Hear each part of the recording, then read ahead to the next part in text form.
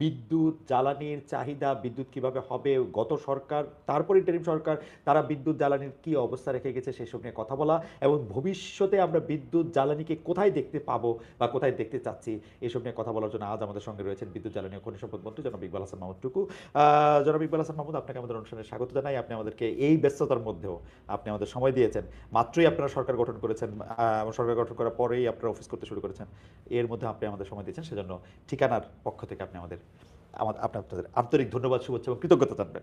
তোমাকে ধন্যবাদ যে তুমি আমাকে চুজ করছো আমার ইন্টারভিউ দেওয়ার জন্য। আচ্ছা, যে বিষয়টা নিয়ে আমি একটু দর্শকদের বলে রাখি, টুকু ভাইয়ের সাথে আমার একটু ফর্মাল ইনফর্মাল সম্পর্ক অনেকদিন ধরে আছে এবং উনি আমাকে খুবই স্নেহ করেন, ভালোবাসেন। কিন্তু একটি প্রশ্ন না করে পারতেছি না। টুকু ভাই আসলে সব সময় কঠিন সময় কঠিন প্রশ্নেরই জবাব দিতে পছন্দ করেন, সেজন্য একটু কঠিন প্রশ্ন করি শুরুতে। আমার কাছে একটা মনে হয় যে 2001 থেকে 2006 সালে যখন পুরোটা সময় আপনি বিদ্যুৎ মন্ত্রণালয়ের দায়িত্ব বা বিদ্যুতের দায়িত্বে ছিলেন, সেই সময় কিন্তু আহ, সেই সময় কিন্তু ফুলবাড়ি ট্র্যাজেডিতে 3 জনের মৃত্যু হয়েছিল।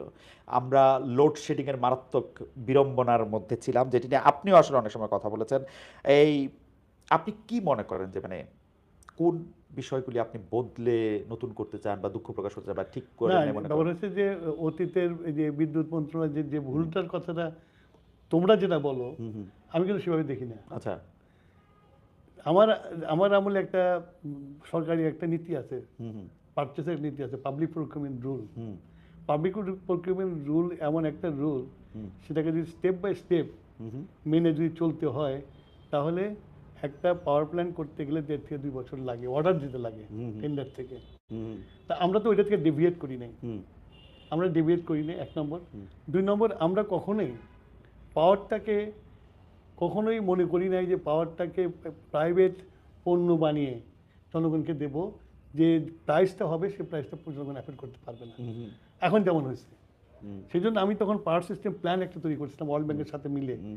সেখানে বলা ছিল পরিষ্কার করে যে 65% power generation remain with government, hmm যেটা মানুষ জনগণের, হুম। আর 35% প্রাইভেট কাছে যাবে। হুম। তাহলে ব্লেন্ড করলে আমাদের প্রাইসিং, লিবারাইজ প্রাইস যেটা বলে, প্রাইসিং করতে সুবিধা হবে, জনগণের মধ্যে অ্যাফোর্ডেবল থাকবে। হুম। এখন হয়ে গেছে পাওয়ার স্টেশন চলে গেছে 85% প্রাইভেট কোম্পানির কাছে, 15% আমার কাছে। তো ন্যাচারালি প্রাইসটা তো আমি কন্ট্রোল করতে পারছি না। কিন্তু টুকু ভাই, বিদ্যুৎ আমি না শেষ করে নিই। না বিদ্যুৎ না, এটাও আপনি বললেন, আপনার কাছ থেকে এটা বলা যায় বিদ্যুৎ না থাকার দাম তো সাংঘাতিক। এটা তো বিদ্যুৎ না থাকার দাম সাংঘাতিক। হ্যাঁ। আবার বিদ্যুৎ থেকে হ্যাঁ। যদি এমন দাম দেই হ্যাঁ। যে যে যে দাম দিলে মানুষ সেটা চলতে পারবে না। Okay. You have to understand this thing.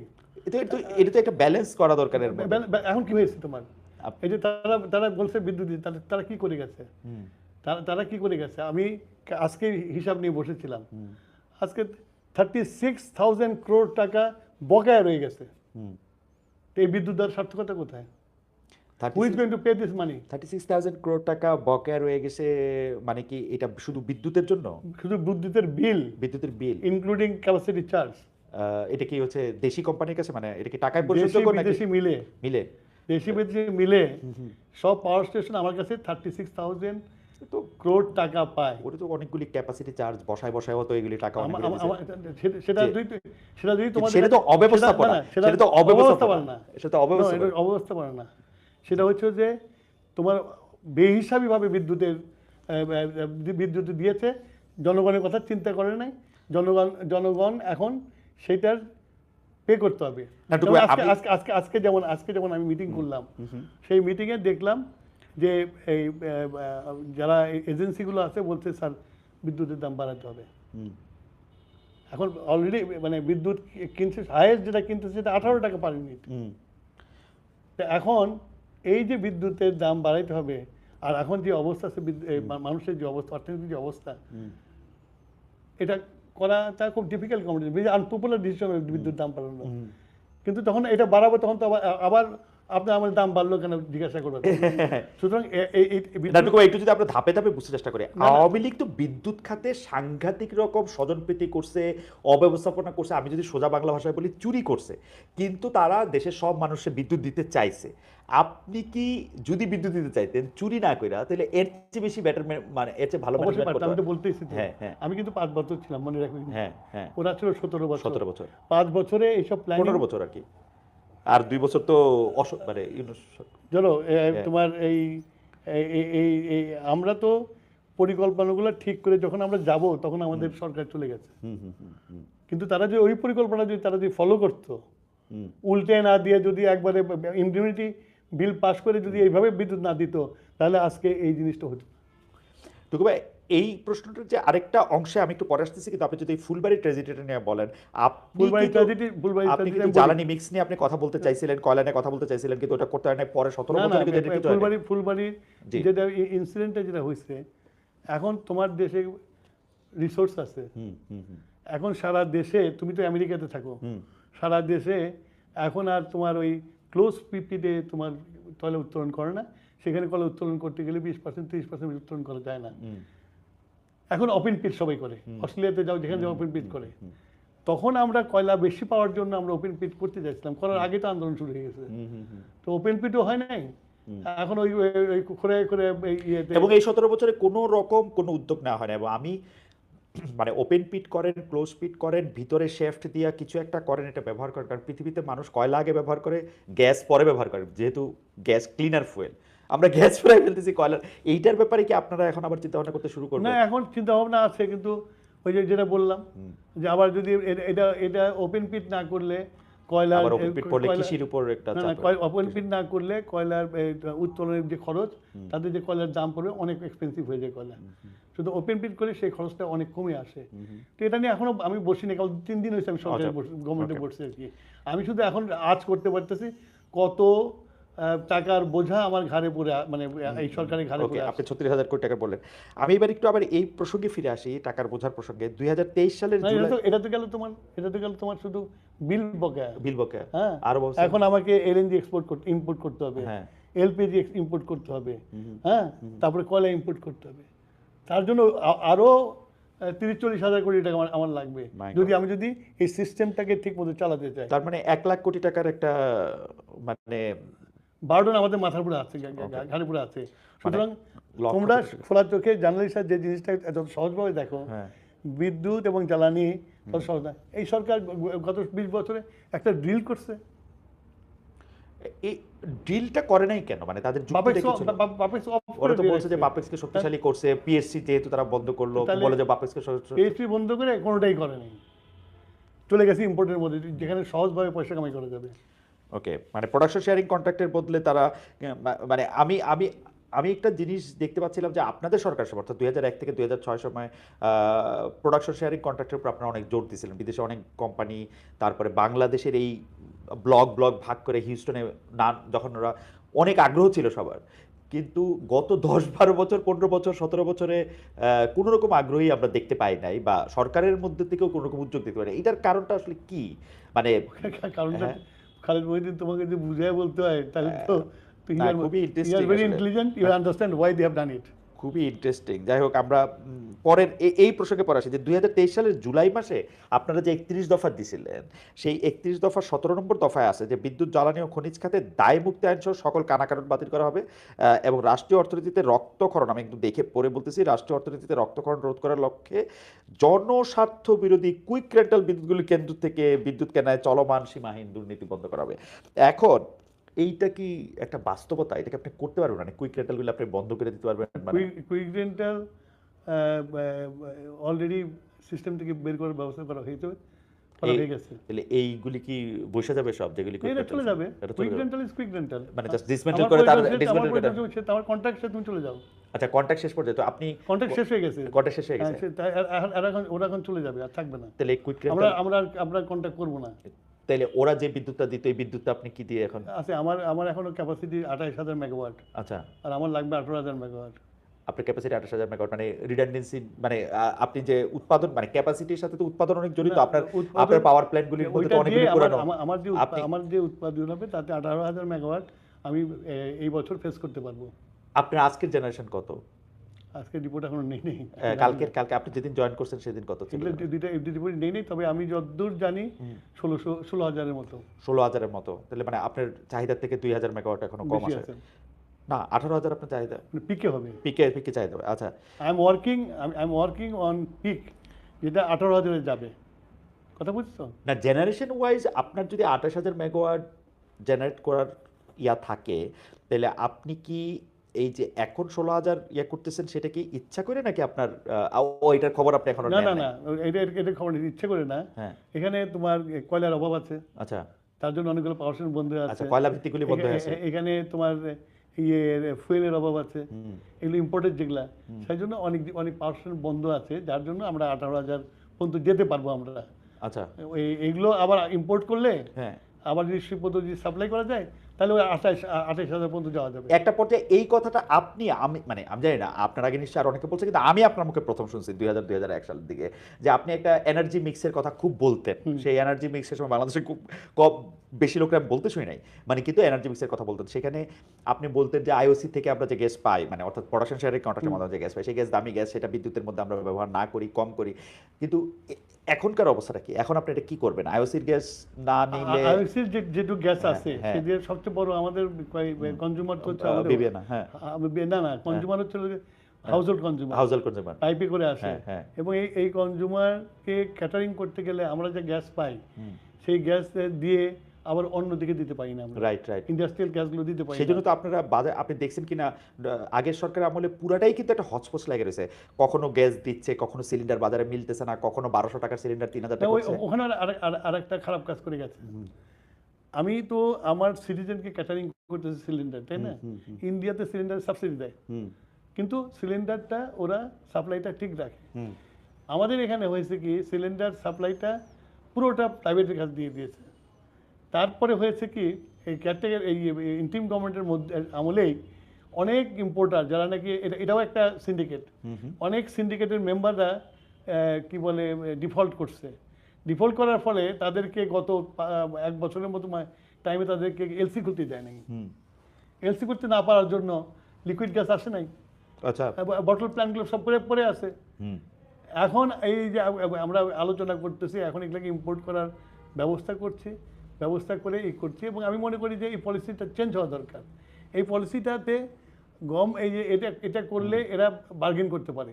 আর আমি যদি গভর্নমেন্ট যদি গ্যাসটা ইম্পোর্ট করে, আমি যদি এই বটলারদেরকে যদি দেই যে আমার এই দামে তুমি নিয়ে যাও, আর এর সাথে এত অ্যাড করে তুমি মার্কেটে ছাড়বা, তাহলে গভর্নমেন্ট এফেক্টিভলি মার্কেটটা কন্ট্রোল করতে পারবে।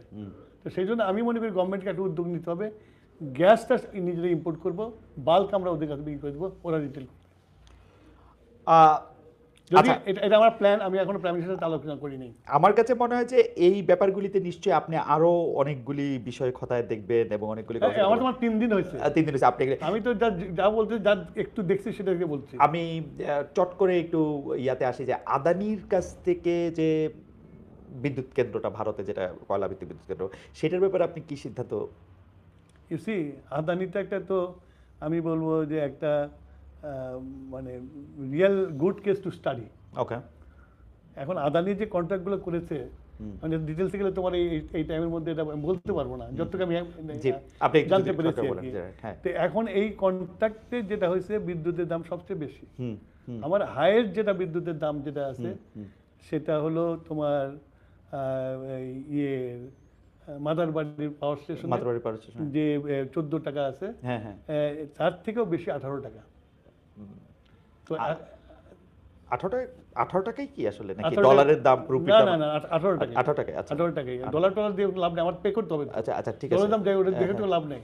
আচ্ছা, ইট ইজ 18 টাকা। মানে মাদারবাড়ি যদি 14 হয় তাহলে এটা 18। আচ্ছা, ঠিক আছে। না না, মাদারবাড়িকে বেস করে জিনিসটা করছে। আচ্ছা, বুঝছি। সেটা যে 18 টাকায় 18 টাকায় গিয়ে পড়ছে। 18 টাকা যে পড়ছে। আমি আজকে এই প্রাইসের উপর ওয়ার্ক করছি, আমি আজকে 18 টাকা পড়ছে। এখন 18 টাকা বিদ্যুৎ যদি আমি কিনি ওদের কাছ থেকে, তারপর আমি হুইলিং করে ডিস্ট্রিবিউশন, তাহলে আমার বিদ্যুতের দাম কত দাঁড়াবে? 1 নম্বর। 2 নম্বর হলো যে ওখানে করা হয়েছিল যে ওখানকার কোল দিয়ে পাওয়ার স্টেশন চালাবে। রাইট। এখন দে আর ইম্পোর্টিং ফ্রম ইন্দোনেশিয়া। তো ওইটা তো আপনার জন্য প্রবলেম কেন? ওটা আমার জন্য প্রবলেম, ওইটার থেকে দাম ওইটার বেশি, তো ওটার চার্জ আমাকে দিতে হবে। তাই ইম্পোর্ট কস্ট আমি দেবো, ওটার দাম আমি দেবো। আপনি একটা মানে আপনার মানে আপনি এন্ড প্রোডাক্টটা নিচ্ছেন না ক্লায়েন্ট হিসেবে? এন্ড প্রোডাক্ট ওই কন্ট্রাক্টের মধ্যে দেওয়া আছে, এন্ড প্রোডাক্ট দিচ্ছি, ওদের ট্রান্সমিশন যে লাইনটা, সেই লাইনের কস্ট আমি দিয়েছি, আবার ওই ট্রান্সমিশন যে কস্ট পড়বে সেটার টাকা ওই পোর্শনটা তার থেকে দিতে হবে। এই কন্ট্রাক্টটা মানে আমি কি বলবো, যেটা নিয়ে আলোচনা হওয়া উচিত এবং ভবিষ্যতে করব। আমার একটা এখানে একটা কিউরিয়াস কেস আছে। আপনি যতটুকু বললেন, ধরেন আপনি তো টেকনিক্যাল জায়গা আমি দিয়ে আমি বলতে পারতেন, আমি- কিন্তু আপনি সাধারণভাবে বললেন। আমি এই প্রশ্ন অসংখ্যবার কইরা ইউনূস সরকারের থেকে এইটার কোনো বাস্তব জবাব কেন পাই নাই যে আদানির কেন সাথে ইউনূস চুক্তিটা, সরকারের আমলে আদানির সাথে চুক্তিটা আপনারা রিভাইজ করতেছেন না কেন, প্রকাশ করতেছেন না কেন, আমাদের এখানে কি আছে এটা দেখতেছেন না কেন? আপনারা প্রথমে আইসা দেখেন, ইউনূস সরকার প্রথমে আইসা যে টাকাটা পরিশোধ করছে সেটা হচ্ছে আদানির আদানি। টাকাটা, এবং বলছে যে হ্যাঁ উপায় নেই আপনাদের তো। চুক্তি এমনি হয় না। উপায় নেই কেন? আদানি তুমি 1200-1300 মেগাওয়াট বিদ্যুৎ নিবা, হ্যাঁ, তার সাথে যদি সে যদি বন্ধ করে দেয়, ও তাহলে তো বিদ্যুৎ দিতে এখানে দিতে পারবো না না। আমার যদি 1200-1300 মেগাওয়াটের বিদ্যুতের টা লাগে তাইলে তো লাগলো, কিন্তু আমি তো চুক্তিটা তো প্রকাশ করবো, এই যে আপনি এই চুক্তিটা তো সামনে আনবেন। না সেই চুক্তির ব্যাপারে তো আমিও হ্যাঁ তখনকার অ্যাডভাইজারকে বলছি যে হ্যাঁ চুক্তিগুলো দাও। হ্যাঁ প্রথমে তো দায়মুক্ত ছিল, হ্যাঁ দায়মুক্ত আইনের জন্য পারে নাই করতে। হ্যাঁ তারপর যখন দায়মুক্ত আইন বাতিল হয়ে গেল, হুম হুম বাতিল হয়ে যাওয়ার পরেও তারা করে নাই। তারা যেটা করছে, তারা একটা কমিশন করছিল। হুম সেই কমিশনে বোধহয় জাস্টিস মইনুল ইসলাম বোধহয় হুম সে ছিল এটার হেড, আর সোয়াসের প্রফেসর মুস্তাক ছিল এটার hmm one of the important member. তারা যে রিপোর্টটা দিছে ওই রিপোর্টটা তুমি পড়ো, ওকে। তাহলে তুমি ডিটেলস পাবো ওখান থেকে। আচ্ছা তাহলে পরবর্তী মানে গত সরকারের সময় আমি বলবো যে বিদ্যুৎ ও জ্বালানি খাতে এমন অনেক কিছু রয়েছে যেগুলি আসলে সত্যি সত্যি, এটা আপনি একটা কিউরিয়াস কেস বললেন, অনেকগুলি কিউরিয়াস কেসের মধ্যে আছে, আদারিটা তো আছেই। কেন এত বছর কয়লা ব্যবহার করা নাই, কেন আসলে বাপেক্সে দিয়ে আরও হিট করা হয় নাই, আমাদের গ্যাসের পাওয়া মানে নিশ্চিত কেন করা হয় না বেশি করে, এর কিছুই আসলে আমরা জানতে পারি না।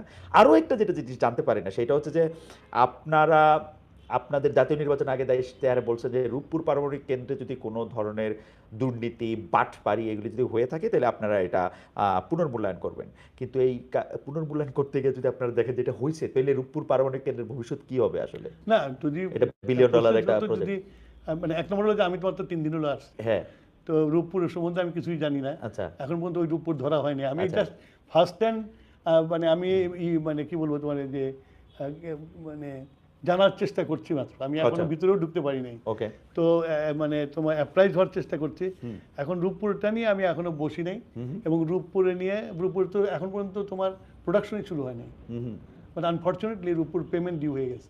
ও আসলে রূপপুরে এত রকম, রূপপুরে এখন ট্রান্সমিশন লাইনও কমপ্লিট হয়নি, আমি এইটা নিয়েও বলতে চাই, একটা হয়েছে আর একটা হয়নি। এইটা নিয়েও আমি বলতে চাই, আপনি কি যারা ফাউজুল কবির কবির কবির। কবির খানকে জানতে চাইছিলেন যে মানে 2024 সালের 5 আগস্ট ওই সরকার চলে যাওয়ার পরে আপনারা এটা নিয়ে আসলে সিদ্ধান্ত আগায় রাখছেন কি না, বা কি করছেন, মানে এটা একটা। না এটা নিয়ে ব্যাপারটা হচ্ছে অনেক জিনিসের মধ্যে আমরা ঢুকতে পারি নাই, হ্যাঁ হ্যাঁ ঢুকতে চেষ্টা করেও ঢুকতে পারি নাই। আমরা যে এই বিভিন্ন এমপ্লয়ির কাছ থেকে যেসব খবরটা পেয়েছি সেটা নিয়ে আমরা মোটামুটি একটা পজিশন পাইছি যে এটা এখানে যেখানে বালিশের দাম 10,000-12,000 টাকা হয়েছে সেখানে তো ইউ ক্যান আন্ডারস্ট্যান্ড কী হয়েছে ওখানে।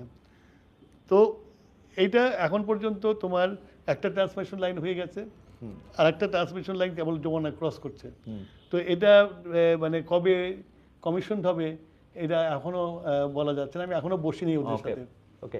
আচ্ছা আরেকটা ব্যাপার, মানে আপনারা বলছেন যে বড় ধরনের দুর্নীতি রোধে গত সরকার যেমন খুব উন্নয়ন বড় বড় প্রকল্প এগুলি নিয়েছিল, আপনারা আসলে বড় কোনো প্রকল্প নেবেন না, যেটা জনাব তারেক রহমানের বক্তব্য বলছে, বড় কোনো প্রকল্প হাতে নেবেন, কিন্তু জ্বালানি বিদ্যুৎ খাতে তো আপনার অনেক বড় বড় প্রকল্প নিতে হবে।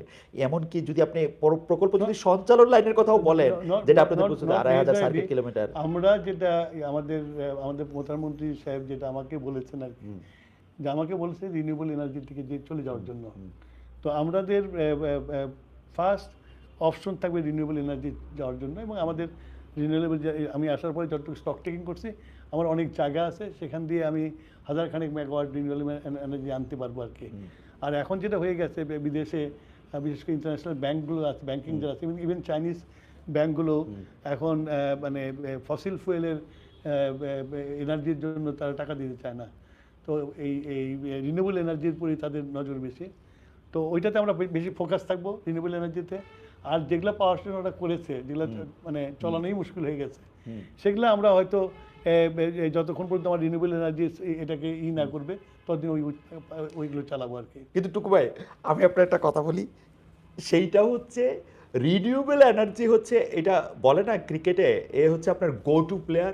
আপনারা যখনই সাংবাদিকদের সাথে একটু টেকনিক্যাল বিষয় নিয়ে কথা বলেন তাহলে আপনার রিনিউয়েবল এনার্জির বিষয়টা আপনি বাইট করেন, কিন্তু বাংলাদেশে তো রিনিউয়েবল এনার্জিটা আসলে খুবই কম পরিমাণে, মানে এখন পর্যন্ত যা আছে এটা আপনি বাড়াইতে হইলে যেই পরিমাণ আপনার বিনিয়োগ লাগবে, যেই পরিমাণ জায়গা লাগবে, ঘনবসতিপূর্ণ জায়গা, এটা কি মানে না, এটা তো ৩-৪ বছর এটা খালি পরিকল্পনা করতে লাগবে, মানে তো আপনি এটা- রাতারাতি করতে পারবেন না। আমার কাছে মানে আমি আসার পরে যেটুকু হ্যাঁ। দেখেছি এদিক ওদিক থেকে পিডিবি খোঁজ নিয়েছে, অনেক জমি অ্যাকোয়ার করে রেখেছে, তাই অ্যাকোয়ার করে জমির মালিক। গত 15 বছর ধরেও কিন্তু অসংখ্যবার রিনিউয়েবল এনার্জির কথা বলছে, মানে হ্যাঁ, কিন্তু from তারা তৌফিক- যেটা করছে, from তৌফিক ইলাহি to তারা যেটা করছে তবিক আল দীপক। যেটা করেছে, জি। রিনিউয়েবল এনার্জি করতে যে আমাদের এগ্রিকালচারাল ল্যান্ড অনেক ধ্বংস করছে, মানে এগুলো অ্যাকাউন্ট করে রাখছে, ধ্বংস করছে, আবার করেও নাই। করেও নেই, হাজার হাজার একর জমি নিয়ে গেছে, নিয়ে যে এই ফিল করছে কি করছে, এগুলো? কিন্তু ওই একমাত্র সিরাজগঞ্জে হ্যাঁ। 600 মেগাওয়াট করছে, আর আরো 2-3টা জায়গায় করছে 60 মেগাওয়াট, সরি, এই সব মিলে বোধহয় 500-600 মেগাওয়াট পর্যন্ত করেছে তারা, কিন্তু এখনো জমি টমি সব খালি পড়ে আছে। 1 নম্বর। 2 নম্বর, তুমি যেটা বললা যে এরকম জমির অভাব না, আমাদের চিন্তার অভাব। আমি সিরাজগঞ্জে পাওয়ার স্টেশনে যেটা হয়েছে, আমি কিন্তু যমুনা থেকে জমি রিক্লেম করে করেছি, এটা আচ্ছা, একটা জমি কিন্তু আমি অ্যাকোয়ার করিনি। কিন্তু নদীর জমি নিয়ে নিছেন আপনি, নদীটা তো নদীর খারাপ জমি হতো নিয়ে, না। নদীতে এই জমিতে খেয়েছিল, আচ্ছা, তারপরে ঠিক সিরাজগঞ্জ নদী ভাঙন। হ্যাঁ হ্যাঁ হ্যাঁ হ্যাঁ, তা আমার নদী ভাঙন করে নদী নিয়ে চলে যাচ্ছে, আমি যদি ওইখান থেকে নদী থেকে আবার এখন চর উঠে গেছে সব জায়গায়, ইফ ইউ গো, হ্যাঁ, হ্যাঁ। সব জায়গায় চর উঠে গেছে, আমি ওইখানে আরো মাটি ভরে ওইখানে আমি রিক্লেম করবো। কিন্তু ভাই, আপনার তো যমুনাকেও বাঁচাইতে হবে সিরাজগঞ্জ যদি বাঁচাতে চান। এটা তো হচ্ছে গাইড বাদের বাইরে, আচ্ছা, গাইড, ও আচ্ছা আচ্ছা, নাও আই আন্ডারস্ট্যান্ড। আচ্ছা আচ্ছা, বরঞ্চ এটা করতে যে নদীর ফ্লোতে আমরা ডাইরেকশনটা ঠিক করতে পারবো। এখন তো ডাইরেকশন নষ্ট হয়ে গেছে, বিভিন্ন জায়গায় চর পড়ে আছে, হ্যাঁ হ্যাঁ হ্যাঁ। নদীর মেইন কারেন্টটা বিভিন্ন দিকে ছড়াই তো গেছে। আপনি শিওর যে আপনি এখানে এর মধ্যে থেকে এটা নদীটা আমি অলরেডি ওয়াটার ডেভেলপমেন্ট বোর্ডকে বলেছি, তোমরা একটা স্টাডি করো, এখানে যদি আমি রিক্লেম করতে পারি তাহলে আমরা রিক্লেম করে এখানে সোলার এনার্জির ব্যবস্থা করবো। আপনারা আরেকটা নট অনলি সিরাজগঞ্জ, যেখানে যেখানে Okay.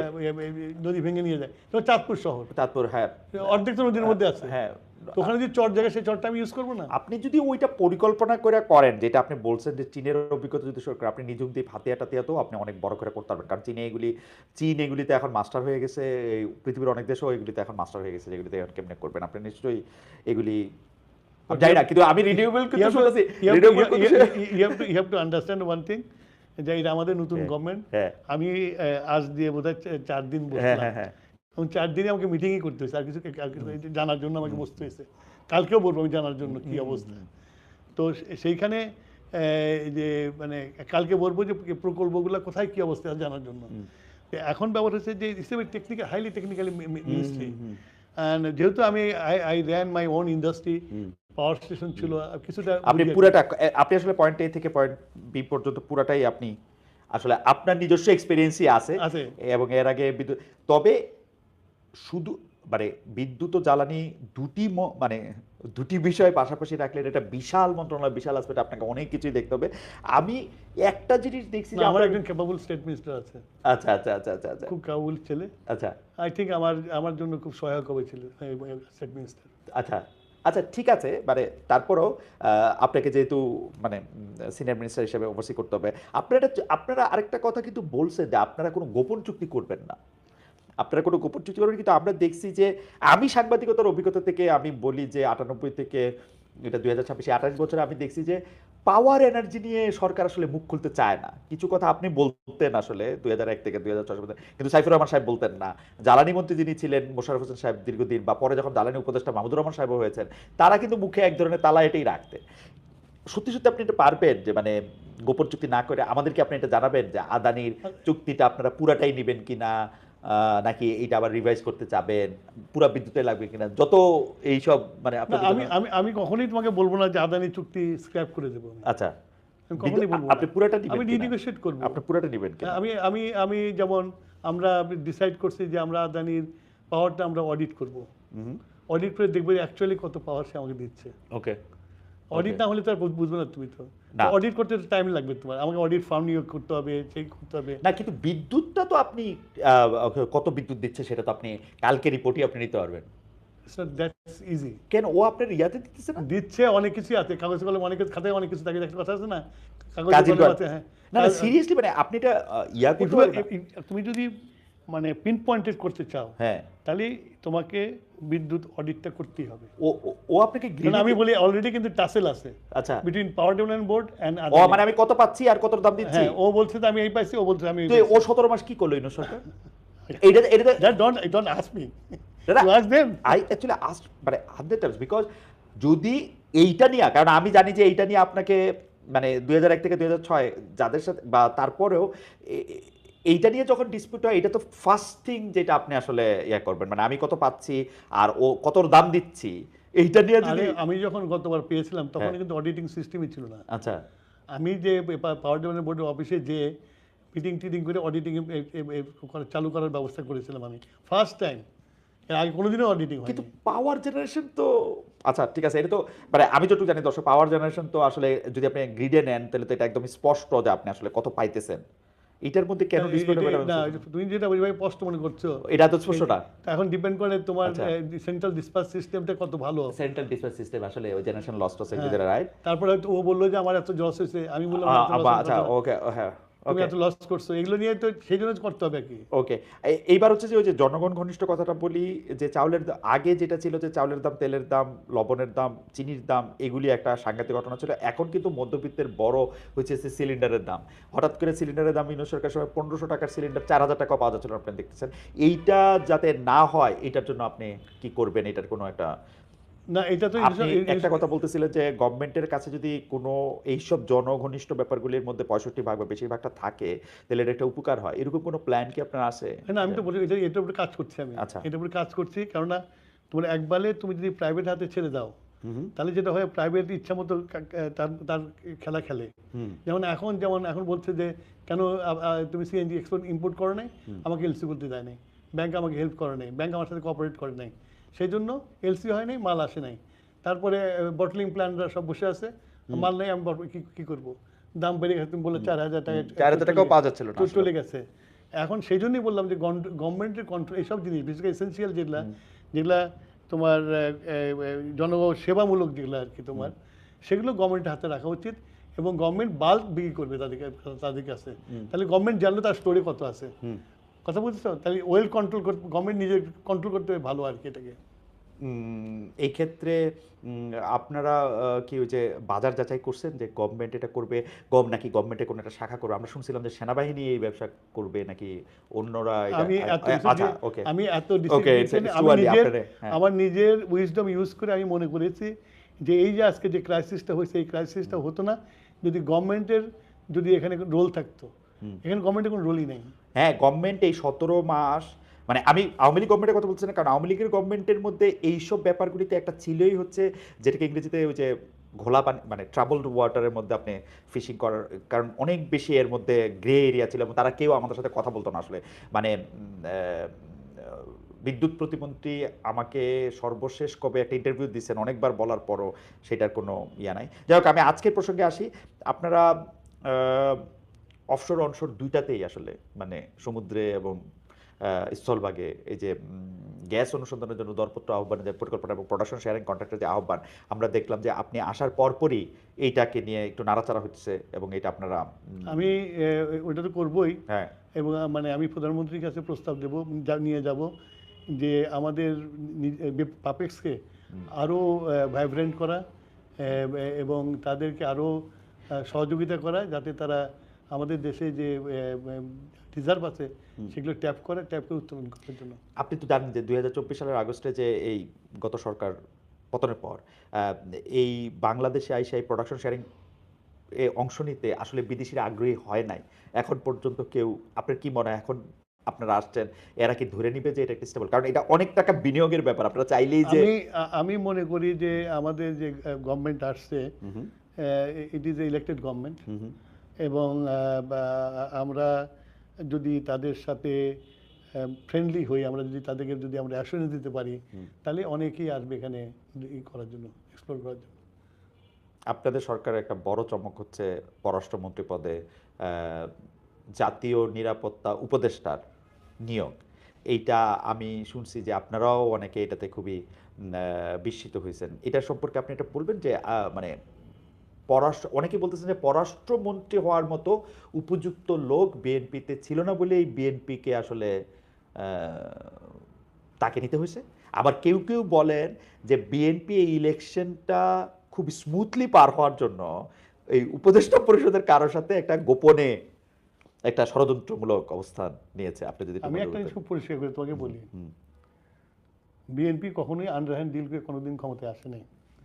আর যদি আন্ডারহ্যান্ড ডিল করে ক্ষমতায় আসে তাহলে বেগম খালেদা জিয়া 2008 সালে আসতে পারতো। হুম, হুম, তো সুতরাং বিএনপি কোনো আন্ডারহ্যান্ড ডিল করে করে কাউকে অ্যাভয়েড করার জন্য ইলেকশনে যায় নাই, ইলেকশন করেও নাই। ইলেকশন যেটা হয়েছে খুব ট্রান্সপারেন্ট ইলেকশন, সবাই দেখেছে এটা। হুম, আমার মনে হয় না শত্রু বলতে পারবো না যে এবার ইলেকশন ট্রান্সপারেন্ট হয় নাই। হুম, ট্রান্সপারেন্ট হয়েছে বলেই আমাদের অনেক জায়গায় অনেক কষ্ট করে জিততে হয়েছে আমাদেরকে, মানে ইয়েতে যেখানে আমাদের অনেক মার্জিন থাকবে সেখানে অনেক মার্জিন কমে গেছে। হুম, হুম। সুতরাং এইটা একটা ক্যাবিনেট যাচাই বাছাই করাটা হচ্ছিল যে কিছু কিছু চমক তো রাখতে হয়, নাহলে ক্যাবিনেট নিয়ে আলোচনা হবে কেন? তো সেরকম একটা চমকের এটা হয়েছে আর কি। আচ্ছা, আরেকটা চমক হচ্ছে আপনারা ক্ষমতা আসার পরপর বিভিন্ন জায়গায় আওয়ামী লীগের অফিস খোলা হচ্ছে। আপনারা কি তাদেরকে গ্রিন সিগন্যাল দিচ্ছেন যে তোমরা এসে অফিস করো, নাইলে এটার মধ্যে একটা অ্যানোমালি সৃষ্টি হতেছে কিরকম? এখন পর্যন্ত আওয়ামী লীগের একটা কার্যক্রম নিষিদ্ধ হওয়ার সংগঠন। কেন আমি এরকম একটা জটিল বাক্য বলতেছি? কারণ ওই উপদেষ্টাদের মধ্যে অনেকে বলতো আওয়ামী লীগকে নিষিদ্ধ করা হয় নাই, তার কার্যক্রম নিষিদ্ধ করা হয়েছে। আমি আসলে ঠিক জানি না মানে এটা কি। এখন এইটা আবার থাকা আওয়ামী সত্ত্বে লীগেরা যুক্তি দিচ্ছে হ্যাঁ, যে আমাদের দল নিষিদ্ধ হয়েছে, আমাদের অফিস তো নিষিদ্ধ হয়নি, সেই জন্য আমরা তো অফিস খুলছি। আপনারা কোনো গ্রিন সিগন্যাল দিচ্ছেন না, কিনা? আমাদের গ্রেন সিলের ব্যাপার না তো। আচ্ছা, ওরা ডেমোক্রেটিক অ্যাটমসফিয়ারে আসছে, হুম, ওরা ভোট ভোট দিচ্ছে, নিশ্চয়ই ভোট দিচ্ছে। তারাও কোন দলে দিচ্ছে সেটা মানুষ, বাংলাদেশের মানুষ জানে কোন দলে ভোট দিচ্ছে, অ্যাটলিস্ট আমাদের জানে, এটা জানি। তো তো ব্যাপার হয়েছে যে ওরা মনে করছে ডেমোক্রেটিক প্রসেস শুরু হয়েছে, ডেমোক্রেটিক সোসাইটি এসে গেছে, অ্যান্ড আমরা ডেমোক্রেটিক নর্মগুলো মেনে চলার চেষ্টা করি, সেই জন্য হয়তো খুলছে। আচ্ছা।